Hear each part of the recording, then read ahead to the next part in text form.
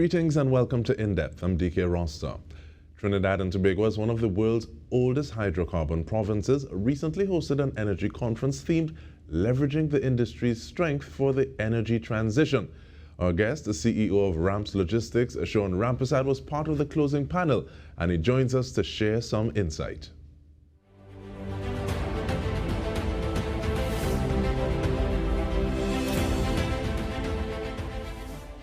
Thanks for joining us, Shaun. How are you? Hey, Dike, thank you so much for having me, man. It's a pleasure to be here. And thank you for making the time. I want to get some of your general thoughts about the conference that just happened. Thank you. Yeah, wonderful, full of energy, full of life, full of joy, and the joy especially in the part of being able to just, see your colleagues and meet people from the industry who we haven't met for 2 years, right? It was really just such a pleasure to be back out in a conference in Trinidad and Tobago. And outside of just that, the excitement to be networking in a manner that was a lot more, or fellowshipping in a manner that's so much more together.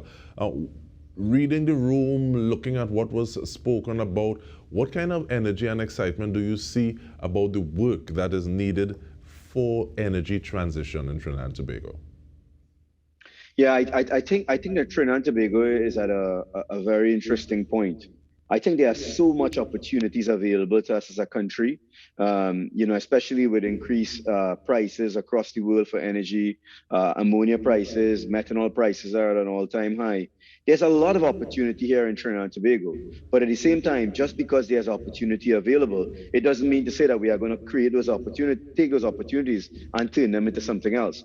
But what it takes is that it takes for all of us, private sector, and when I say the private sector, I mean both the multinational operators like the BPs and the Shells and the Woodsides and so on, together with the energy service companies like Ramps, like Demas, like different companies like that, all working together with the government, especially the Ministry of Energy, to make sure that the opportunities that are available to Trinidad and Tobago, that we realize those opportunities quickly and that we get more drilling done in our upstream sector. And this kind of reminds me of, I think it was 2019 when you were appointed to the board, and Rams put out a congratulatory note for you saying they were looking to have you continue working towards fostering collaboration between operators, service companies, and regulators. How important is that, and why do you say it's that important? No, it's probably, as in my opinion, Dike, it was the biggest thing that came out of the conference. And Minister Young was on that final closing panel with us on the last day of the conference. Quite a few other CEOs were there. But that was a big part of it, right? If you look at the work that we are doing at the Energy Chamber, the idea about it is that if there is no drilling and there's no natural gas that's continuing to come on stream to feed our downstream and our midstream industries, then we are in trouble as a country. And sometimes people think that it's just the role of the government only in order to make these things happen. But we see a collaboration between the operators, between the local private sector and the ministry to figure out how we take the best of what each of us has to bring to the table, work together to make sure that we shorten the time it takes to award these projects and to bring production on stream to feed Point Lisas, to feed Atlantic, and then as a downstream to that, making sure that Atlantic and Point Lisas and all the other areas that utilize gas continues to provide jobs and a good quality of life for every single citizen of Trinidad and Tobago. But I like the fact that you speak about opportunities so much, speak about seizing opportunities so much, and collaboration. But with that in mind, and the fact that you're able to see things a little differently sometimes, what is RAMP's role and position in energy transition? And looking at you from the perspective of being a supply chain and logistics company, where do you fit into this equation? Yeah, I mean, and I'll tell you, and I'm going to put that one on a little bit of pause because I want to say something about natural gas, right? Because there is a lot of conversation about the energy transition, and we have to get the energy transition going.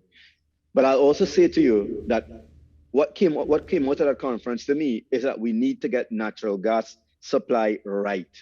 If we don't get natural gas supply right, then there isn't going to be a whole lot of funds to fund the energy transition. In the short term, we need to increase our natural gas production. At our peak, we're about 4 TCF a year. Today, we're around 3 TCF a year.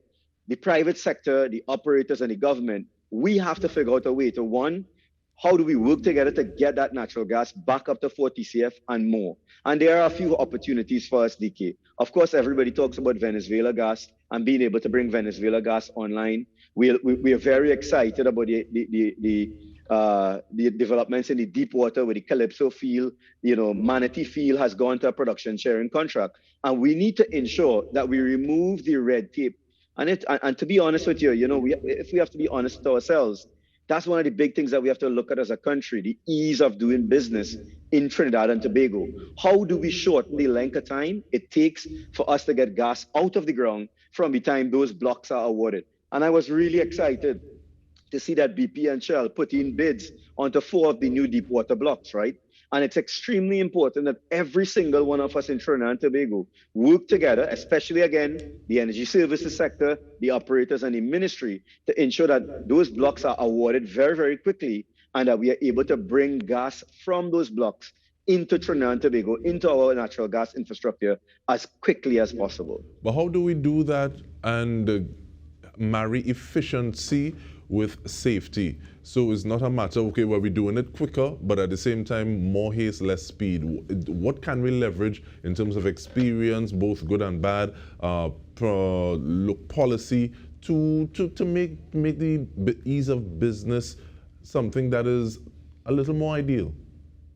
Yeah, and I have a very simple answer for that, right? I always say, like, when you're trying to do something new, always look at somebody else who has done it well, right? You don't need to reinvent the wheel every single time. If there's another jurisdiction, another country who has been able to shorten the timeline, do it safely, do it well, what can we learn from them? And to me, Dike, a lot of that comes from transparency and openness and really involving the stakeholders in the process as well. So how do we get the consultations going with the right people to make sure that this is done? How do we bring in subject matter experts, not just from within the ministry, but how from the broader industry, to make sure that we verify the plans, that we ensure that as a country we are protecting our greatest asset, which is the environment as well. And at the same time, ensure that we shorten the time from granting those blocks up to the time when the operators could start producing the gas. Because sometimes I wonder, I don't think that everybody understands that the quality of life that we live in Trinidad and Tobago is directly proportional to the number of rigs that are drilling offshore at any one point in time. And with that, good quality of life. And on that, in terms of like that quality of life and what it is hanging on, we take the break now because I don't want to have to cut you off further. So this is the point. We're going to start back when we return to our conversation. We're talking with the CEO of Ramps Logistics, Mr. Shaun Rampersad. Stay with us. We'll return with more.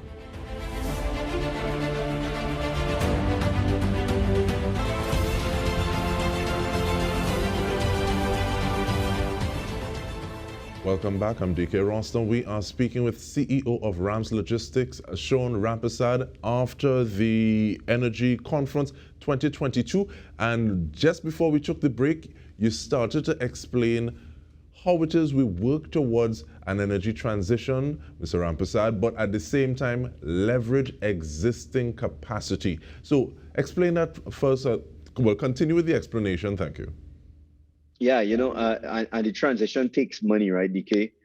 We need to be able to fund the right projects. We need to be able to provide grants. We need to be able to equip our universities with the right research departments, research resources to ensure that we can, effectively be part of that energy transition. And there were a number of really great projects that came out of the conference. The NGC and NewGen announced MOU to move forward a hydrogen project where they will be producing hydrogen on the Point Lisas estate and sending that hydrogen to one of the ammonia operators there on the estate. So there's some really exciting stuff going on around renewable energy, Light Source BP. They made quite a few really interesting presentations, and we expect to see that 100 megawatt 110 megawatt solar project coming on stream very, very soon. So there are opportunities. During the podcast, Giselle Thompson from BP sat down at the Rams booth to chat a little bit about the energy transition and what opportunities are available to our young people in that energy transition. And we talked about the fact that a lot of the skills that are required in the energy transition, whether it's engineering skills, whether it's data management, software and coding, a lot of those skills already exist in our country. And we are very, very lucky that because we've had an energy industry for 100 years now, those skills are quite advanced, quite developed, and we really have some world-class professionals who are part of our current energy industry. And we expect that quite a few of those people, but more importantly, the skills that took our industry to get it to where we are today are some of the same skills that are going to be required for the energy transition, including skills like supply chain management, which is what we do at RAMS as well. And looking at this history, 100-year history, basically, but at the same time, jobs seem to be changing a little bit. How do skill sets change with them, one? And also, how do we leverage some of these existing skill sets in other markets? Which is something, here we're supposed to be taking some notes from Ramps, Mr. Rampersad. Yeah. Thank you very much, Dike. And I'm a product of UWI, of the engineering department at UWI, right? And we are really blessed that we have a really top-notch engineering department in UWI that have produced world-class professionals that have gone on to some of the highest levels at multinationals across the world. You go to any of the top big companies and you'll see Trinidadians or Trinbagonians operating at senior management roles in a lot of those companies. A lot of the skills that are required to build a strong company. I always say that we are blessed in Trinidad and Tobago to be in the energy sector, but to also have the multinationals operating in Trinidad and Tobago for a long time. In order to build a business that is sustainable, a business that is able to export and to grow abroad, you have to have world-class safety management systems, you have to have world-class quality management systems, and you have to have world-class management systems overall. And if it's one set of people who've really built quality management systems, it is the multinationals. And you would see that a lot of the businesses in Trinidad and Tobago that have grown and expanded outside of Trinidad and Tobago, they've learned a ton from the multinationals operating here in Trinidad. I could tell you for sure, on the RAM side, we are very, very blessed. A lot of our leaders would have come from the multinationals, then come on to RAMS and take the lessons that they learned and the skills that they've grown over the years working with the multinational companies to then put those skills into a company like RAMS to help RAMS itself to become a multinational as well. And at the conference, I talked about the Phoenix Park story, right? Phoenix Park, which is part of the NGC group, they just bought a terminal in Hull, Texas, massive project. And that's using Trinidadian engineering talent, finance talent, accounting talent, safety management talent. So what they are doing is exporting Trinbagonian skills, buying assets in the US, and then generating foreign exchange cash flows from the US and then bringing it back to Trinidad and Tobago. And that to me is the beauty of Trinidad and Tobago. And that to me is the result of 100 years of energy expertise in this country. But speaking of the beauty of Trinidad and Tobago, though, Mr. Rampersad, how mindful should we be in terms of how it is we treat with our ecological footprint? Very, very good point. And I'll say to you, when we define success in the industry, it's never just on making money. It's never just on profit. It's always on two other big fundamental factors. One is safety. So there's no success if you just made money but you hurt somebody, right? And then the third fundamental pillar to that, after safety, is protecting the environment. There's no success without safety and protecting the environment. And I think that a lot of the environmental management systems and so on, we've learned a lot of that from our energy industry. You go to any of our assets that we operate in the East Coast, onshore facilities and so on. You really have a really top-notch environmental management system as well. And there's a lot to be learned from the way the multinationals manage their environmental risks that we as a country could lean into as well as we protect our environment. And one of those things that I find interesting, even like when you are on a manufacturing site or a construction site rather, as opposed to saying, okay, well, these are our health and safety regulations, and it seems as though it can be kind of static. When you reach to a place like PPGPL or another plant on the industrial estate, you see every day, so many days without an accident. So this is something that you're constantly looking at, tweaking to see how it can be better, because little things, both good and bad, can have big results. Is that something you agree with? 1000% correct. And it's always the commitment of top leaders to ensure that we create the environment that people can work safely, that they can go home to their families in the same way that they came to work that day. There's a lot that we could learn. And I mean, we've done pretty well as a country, over the last few years. There are big opportunities for us. Dike, one of the things that I did mention in our closing panel is that at the same time, we also have to understand how difficult this time has been for the service sector in this country, for the energy service sector, especially for the smaller companies. There are companies with 5 people, 10 people, 20 people who are finding it really, really difficult to make their payroll. They're not sure what their future is or if a future exists for them in Trinidad and Tobago. And those are the companies that are really hurting. And you can imagine the employees of those companies are the ones that are really hurting as well, as natural gas production has fallen. So when I say, we have an obligation as a country to really bring natural gas production up, and every single one of us has to do everything possible to get production back up. It's not just arbitrarily because it's BP's problem or it's Shell's problem or it's the government's problem. You go to communities in Point Lisas, La Romaine, Point Fortin, Pinal, Debe, Mayaro, and you see communities that are hurting. People are out of jobs. Small contractors in those communities are not enjoying the kind of quality of income that they received in the last few years. And everybody suffers because of it.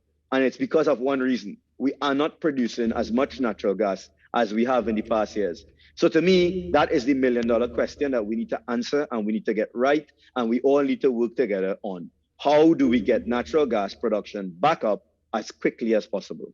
And in this final minute and a half that we have, you still seem very excited in spite of all of that. But when you put in supply chain solutions into the mix, does that increase your excitement or decrease it a little bit? No, man. I'm excited about it. I'm excited about the prospects of Trinidad and Tobago. I'm excited about the prospects of our supply chain industry.